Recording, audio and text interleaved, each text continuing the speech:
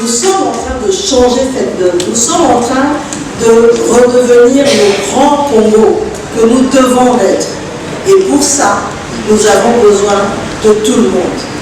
Des Congolais au niveau de la République démocratique du Congo, mais aussi surtout de vous, parce que vous êtes notre vitrine à l'extérieur. Et pour moi, c'est ça qui est important. Comment nous allons, à travers notamment notre mission diplomatique ici, la Maison Congo, mais aussi à travers les différentes associations que vous représentez, comment nous allons nouer les liens pour montrer à tout le monde que la République démocratique du Congo n'est plus ce pays grand avec beaucoup de potentialités, mais qui est toujours resté au bas de l'échelle. Nous voulons évoluer, nous voulons avancer. Il y a encore beaucoup à faire, c'est sûr. Il y a encore beaucoup à faire. Et comme je viens de le dire même aux diplomates tout à l'heure, je représente toujours la République démocratique du Congo comme un trou perdu. Tokuta RDC na 100 mètres de profondeur. Tozosala Moussala, Tomati, de comme 60 mètres, 80 mètres, Tomati, de 60 mètres de 80 mètres. Le Moutou a Libana, Azon a besoin de parce qu'il nous manque encore 40 ou 20 mètres pour aller à l'extérieur. Et c'est ça la République démocratique du Congo. Celui qui est à l'extérieur va se dire, mais vous ne pouvez pas vous rendre compte tous les efforts qui sont faits pour qu'on en arrive là. Rien que sur le plan diplomatique, vous avez vu. Vous avez vu. Nous avons une guerre, même d'un point de vue sécuritaire, nous avons une guerre qui a commencé depuis plus de 30 ans. Aujourd'hui, la guerre n'est pas encore finie. Mais,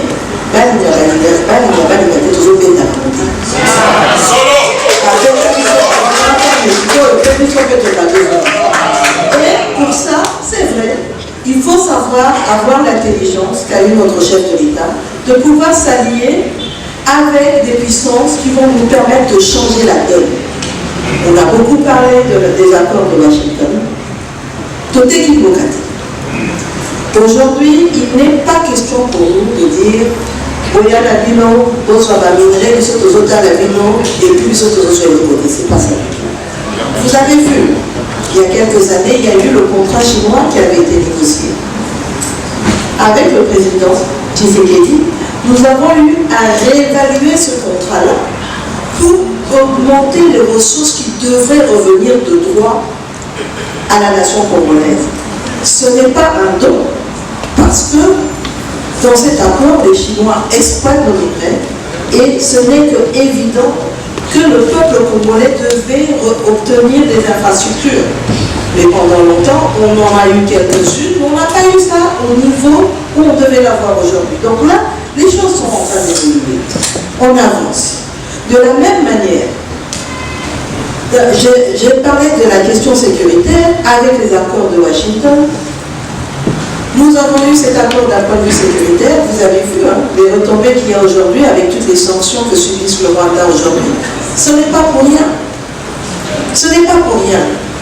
Je pense qu'il y a 2 ans, je me souviendrai toujours, monsieur le ministre, lui, elle me regarde avec un petit sourire. Quand j'ai pris, après avoir été nommé, j'avais dit, une de mes premières missions, je vais la réaliser à Bukavu et à Goma, parce qu'il était important d'aller montrer à nos populations qu'on ne les a pas oubliées. Vous savez, on voit beaucoup de choses sur les réseaux sociaux. Mais cette population-là ne voit pas ce qui se passe sur les réseaux sociaux. Moi, j'ai fait un test. Quand Ouvira est tombé, j'ai envoyé un message à la population d'Ouvira. Mais je l'ai fait à travers les radios communautaires. J'ai demandé que mon communiqué puisse être traduit en swahili et dans toutes les langues véhiculaires de la région. J'ai eu un retour. Et à ce moment-là, on me dit, ah, on pensait qu'on nous avait oubliés. Pourtant, on travaille tous les jours. Problème à l'Est, les autres réglages, il faut que ça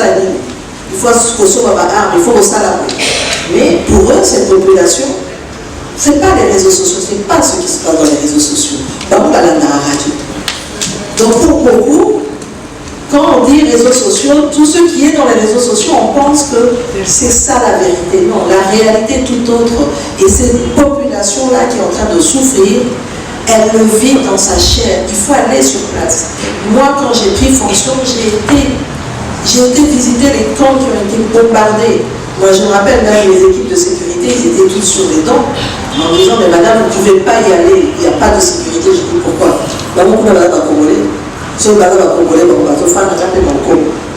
C'était pas facile, on l'a fait, mais la misère qu'on a vue, la détresse qu'on a vue, et je dis toujours aujourd'hui, même surtout, en particulier au ministre de la Santé, nous allons avoir des problèmes à régler, parce que ce sont des traumatismes psychologiques. Au-delà de toute la violence que les gens ont vécue physiquement dans leur corps, mais vous avez des enfants qui vous regardent avec un regard éteint, il n'y a plus de vie. Et ça, c'est un lourd tribut que nous sommes en train de porter. Même si la guerre se termine aujourd'hui, ça, ce n'est pas quelque chose qui va être réglé en 1 an, en 2 ans, 3 ans. Parce que ça va devenir un problème de santé publique qu'il va falloir qu'on gère de manière permanente. Donc vous voyez, malgré tous les efforts qu'on fait, il y a encore beaucoup de choses à faire, mais il ne faut pas se décourager. Nous avons fait des efforts et nous continuons encore à les faire. Par exemple, au niveau du social, nous avons commencé ce que le président avait demandé, de pouvoir travailler sur le développement à partir de la base. Parce qu'il ne faut pas que le développement est à la carte à Kinshasa, donc Kinshasa tombé dans le sol. Il ne faut pas que le développement est à la carte à la ville. Non. Il faut Outa, Tinaba territoire. Nous avons 145 territoires.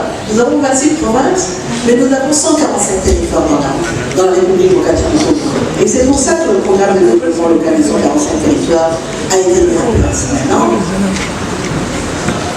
à partir du moment où nous n'avons pas suffisamment de routes qui ont été réhabilitées depuis des années, où les cours d'eau pour certains sont complètement impraticables, construire dans l'arrière-pays devient un défi logistique dont vous n'avez pas idée.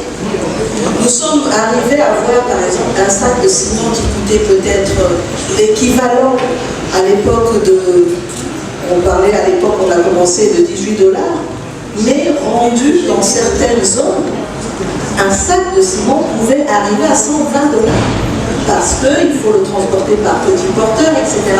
Donc on a des défis logistiques et je pense que les gens ne réalisent pas toujours ce qui se passe dans l'arrière-pays. Mais moi j'ai été dans des zones où des gens m'ont dit, mais maman, école et ton ami, la brique, et j'ai vu des enfants qui étaient par terre et qui, un beau jour, se retrouvent dans ce salon avec des bancs, etc. Maintenant, nous avons eu la gratuité d'enseignement, c'est vrai, mais nous devons travailler sur la qualité et notre ministre d'État en charge de l'éducation est en train de faire ce travail-là. Mais c'est un processus. Ça ne veut pas dire qu'il n'y a plus d'écoles en torchis, non, ça existe encore, on ne va pas vous mentir. Mais il y a des efforts qui sont en train de faire. De la même manière, aujourd'hui, au niveau du social, nous essayons. Vous vous rendez compte? La dernière fois que vous avez eu une baisse du prix du carburant ici en France, c'était quand? Dites-moi. Une baisse du prix du carburant. Nous avons fait ça. 2024, 2027, 2025, début 2026, nous avons baissé 3 fois le prix du carburant. Ça faisait des années qu'on n'avait jamais vu ça en République démocratique du Congo. On l'a fait. Et aujourd'hui, c'est vrai que c'est très difficile. Malgré la crise à l'international, nous avons pu quand même garder un prix du carburant qui est acceptable. Ce n'est pas facile. Nous n'avons pas encore eu de crise d'approvisionnement parce que nous avons anticipé sur ce problème-là. Donc, c'est tout ça qu'il faut faire. Vous savez, juste pour revenir par exemple sur la ville de Kinshasa. Kinshasa a l'air d'aller moins bouquet, vous avez peut-être 3 millions d'habitants. Et là, je vous parle de peut-être il y a 5 ans. Les lots Kinshasa, nous avons une estimation de 12 millions d'habitants. Mais les 12 millions, on les a avec des infrastructures qui sont restées les mêmes ou même qui se sont détériorées. Il ne faut pas rêver. Comment vous faites pour rendre la circulation fluide dans un pays où, pendant les 50 ans d'indépendance, les infrastructures sont restées comme celles que nous a données les Belges? Comment vous faites ça? Quel miracle? Il n'y a pas de miracle. Il faut commencer à travailler. Donc, le président, quand il est arrivé, il a dit, bon, il y avait cette idée de faire les sauts de moutons, on les a trouvés dans les tiroirs, maintenant on les met en œuvre. N'est-ce pas? C'est ça aussi l'opportunité de l'État. Comme ça, ça, il a idée. Mais c'est ici à côté. Mais ça peut être tout ça, tout ça. Aujourd'hui, je peux vous garantir que vous alliez, que ce soit dans le Haut-Ouélé, nous commençons à travailler sur les routes. Je ne sais pas si vous avez entendu parler du couloir vert. C'est une idée qu'a eue le chef de l'État en disant il n'y a pas que les minerais dans notre pays. Notre plus grande ressource, c'est l'agriculture. Mais aujourd'hui, la RDC, alors que ça faisait pratiquement plus de 30 ans, moi je suis une enfant qui est née et qui a grandi. Mon père était diplomate, mais après il a travaillé sur le café. Bon, un café, il me foutait dans la classe. Mais ça faisait combien d'années qu'on n'exportait plus réellement du café dans notre pays? Enfin, on va commencer à le faire. Et le café, le cacao, tout ça, parce qu'il a fallu penser à cette idée de voir tout ce couloir vert dans le nord du pays, où nous avons nos forêts, où nous pouvons planter du café, du cacao, comment on va mettre ça en herbe, comment on est en train de faire des routes, parce que c'est ça qui va permettre aux petits producteurs de café de pouvoir vendre son café et de pouvoir être rémunérés décemment. Donc c'est un processus, nous allons commencer sur ça.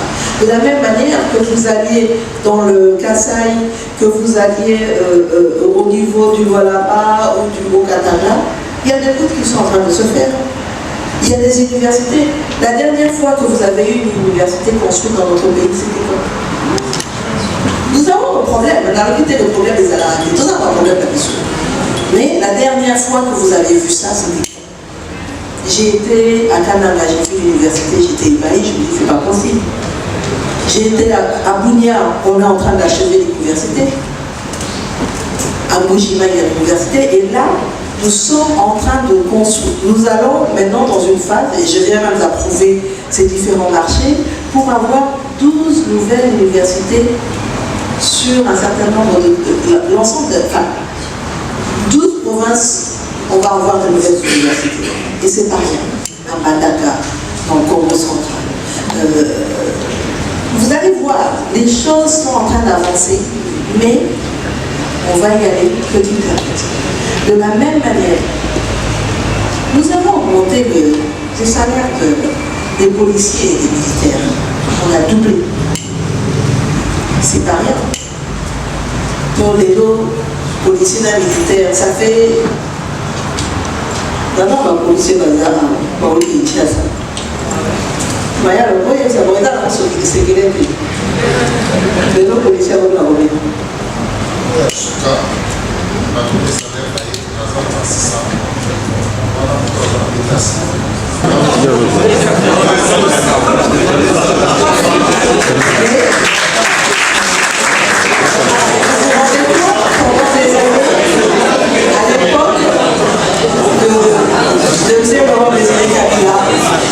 il avait augmenté les salaires des militaires à 100 $, mais avec la dévaluation du franc congolais, ça ne représentait plus rien. Aujourd'hui, nous avons une appréciation du franc congolais. Pas de bagaille, en disant, pas de raison pour dire ça, la calcul d'un dollar, mais les pour dire la mission franc congolais. Pourtant, les gens, moi, quand j'étais partout où j'allais, pas de raison, un dollar et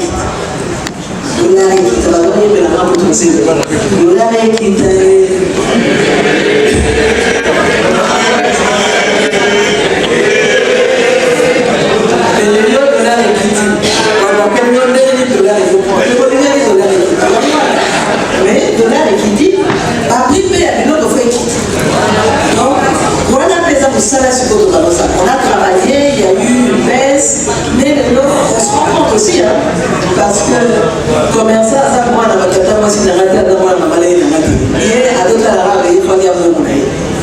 c'est tout un processus de discussion avec les importateurs, comment pousser les producteurs à produire plus pour que tout comme une autosuffisance alimentaire, comment monter en puissance au niveau de l'agriculture.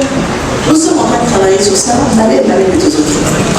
vous savez, moi quand je suis arrivée au gouvernement en tant que ministre du Plan, il y a eu une crise de maïs. Le Haut-Katanga, le Kasaï,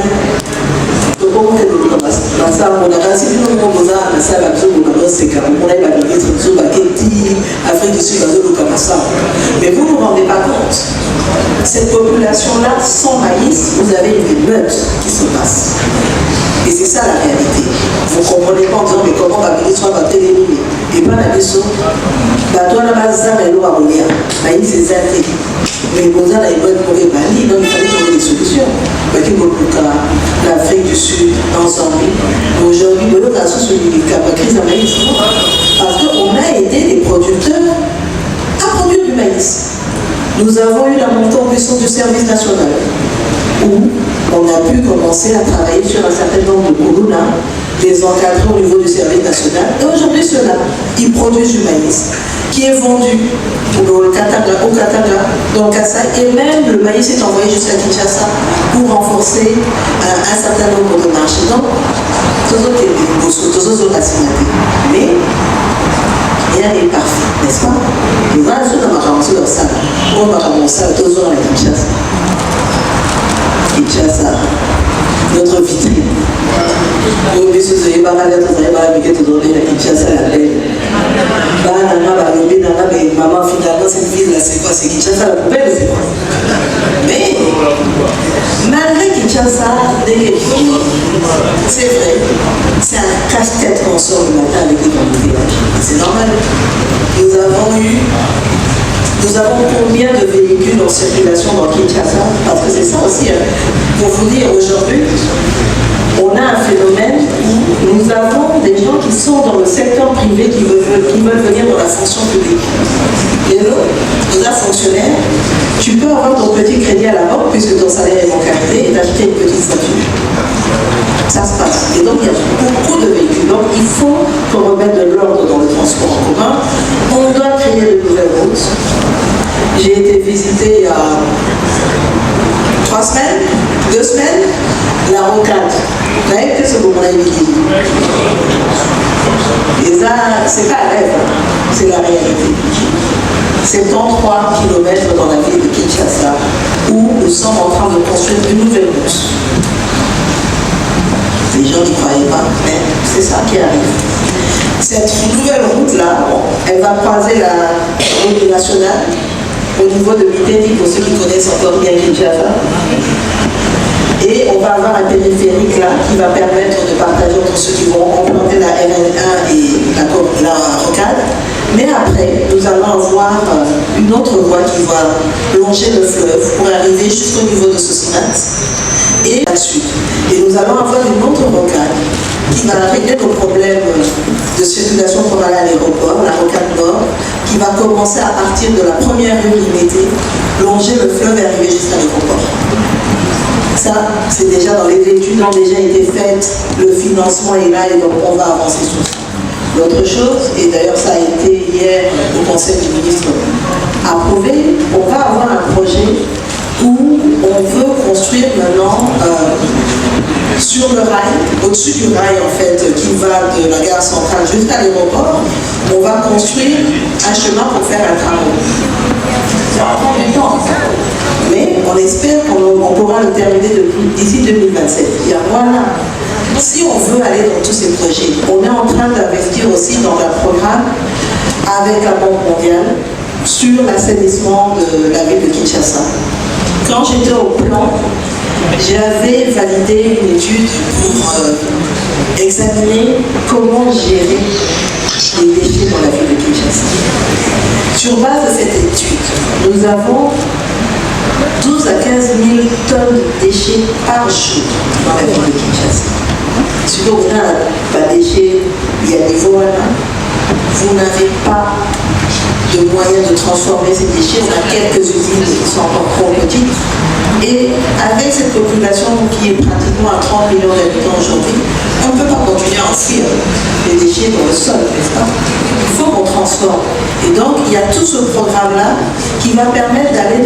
transformation des déchets et pouvoir les utiliser pour autre chose. Et donc là, quand je parle de transformation, ça me rappelle que je dois revenir dans les accords de Washington avec cet accord stratégique économique. Parce que pour nous, c'est vrai, ce que nous disons aux Américains, vous pouvez venir investir dans notre pays. Nous allons, nous, de notre côté, continuer à travailler sur l'amélioration du climat des affaires pour faciliter les investissements, pas seulement étrangers, mais aussi les Congolais. Mais vous pouvez venir. Mais ce n'est pas parce que vous venez, que vous êtes américain, qu'on vous donne carte blanche et vous faites ce que vous voulez. Vous allez venir, nous allons discuter, nous allons nous mettre d'accord. Et ce que nous voulons, même si vous travaillez sur les minerais, vous devez travailler à terme, à moyen et long terme, sur la transformation locale. Et pour ça, ça ne va pas se faire du jour au lendemain. Vous le connaissez bien, nous avons une carence énergétique. Donc, nous devons produire de l'électricité, parce que sans ça, nous ne pouvons pas faire cette transformation au niveau local. Et pour pouvoir le faire, nous sommes, non seulement on a eu à mettre en place ce qu'on appelle l'Agence nationale pour l'électricité au niveau rural, l'ANSER, qui a commencé déjà à travailler sur un certain nombre de projets d'électrification au niveau rural à travers de micro-projets photovoltaïques ou bien hydroélectriques.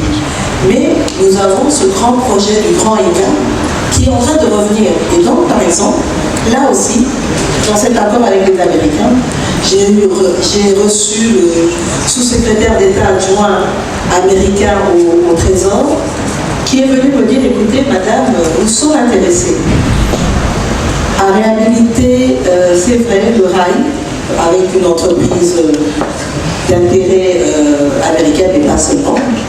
C'est parce que c'est une entreprise européenne, nous sommes en discussion, pour réhabiliter le rail qui fait Dilolo-Sakaria, pour ceux qui connaissent dans le sud, vers là-bas. Ça va permettre, c'est vrai, d'acheminer le minerai en passant par l'Angola. Mais autour de cette réhabilitation du rail, on va pousser maintenant des agriculteurs parce qu'une fois qu'on a le rail, eux aussi, s'ils exploitent l'agriculture, ils peuvent profiter de ce rail pour évacuer leur production. Donc c'est tout un programme bien planifié. Moi je vous invite à relire ce qu'il y a dans le programme national de développement, le PNSD, mais aussi dans notre programme d'action du gouvernement 2024-2028, parce que vous allez voir toutes les projections que nous avons faites pour pouvoir vraiment mettre le pays sur l'orbite du développement. C'est pas facile, il y a beaucoup de contraintes, mais nous sommes en train d'y aller petit à petit. Donc je pense que la lobby pénitentiaire, il faut que la Sukiwana, mais la Zawana Nouké, Nayoka, peut-être 2, 3, 4 personnes vont poser la question de sa pays, parce que elle a le lobby, on n'a pas la noire. Elle a l'examen, nous savons que c'est une salle. Et puis, c'est sûr que nous autres, là-bas, on lui met pas.